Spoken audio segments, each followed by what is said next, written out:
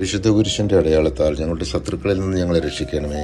ഞങ്ങളുടെ തമ്പുരാനെ, പിതാവിൻ്റെയും പുത്രൻ്റെയും പരിശുദ്ധാത്മാവിൻ്റെയും നാമത്തിൽ ആമേൻ. ഏലി പുരോഹിതൻ എൽക്കാനയെയും ഹന്നയെയും അനുഗ്രഹിച്ചു.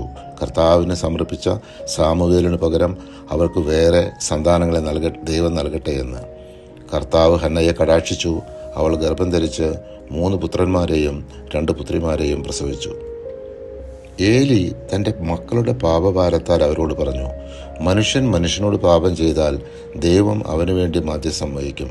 കർത്താവിനോട് പാപം ചെയ്താൽ ആർ മധ്യസ്ഥം വഹിക്കും?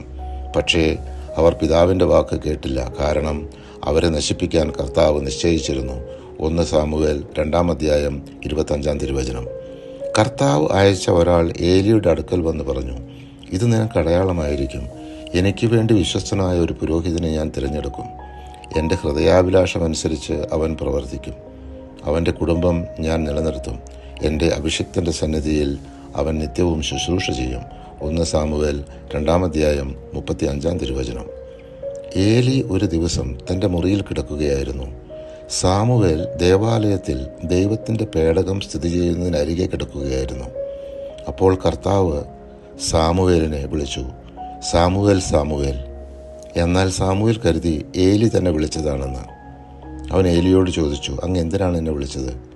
എന്നാൽ ഏലി സാമുവേലിനെ വിളിച്ചിട്ടില്ലാതിരുന്നതിനാൽ ഏലി പറഞ്ഞു, ഞാൻ വിളിച്ചില്ലല്ലോ എന്ന്.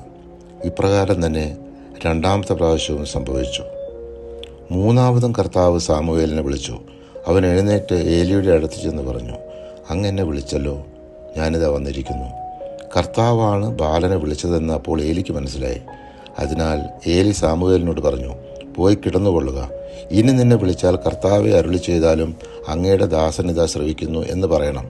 സാമുവേൽ പോയി കിടന്നു. പരിശുദ്ധാത്മാവെ, തിരുവചനത്തിൻ്റെ അനന്തശക്തിയാൽ ആത്മാവിൻ്റെ ഫലങ്ങളും ദാനങ്ങളും നൽകി തീക്ഷ്ണതയാൽ ഞങ്ങളെ ജ്വലിപ്പിക്കണമേ. ആമേൻ.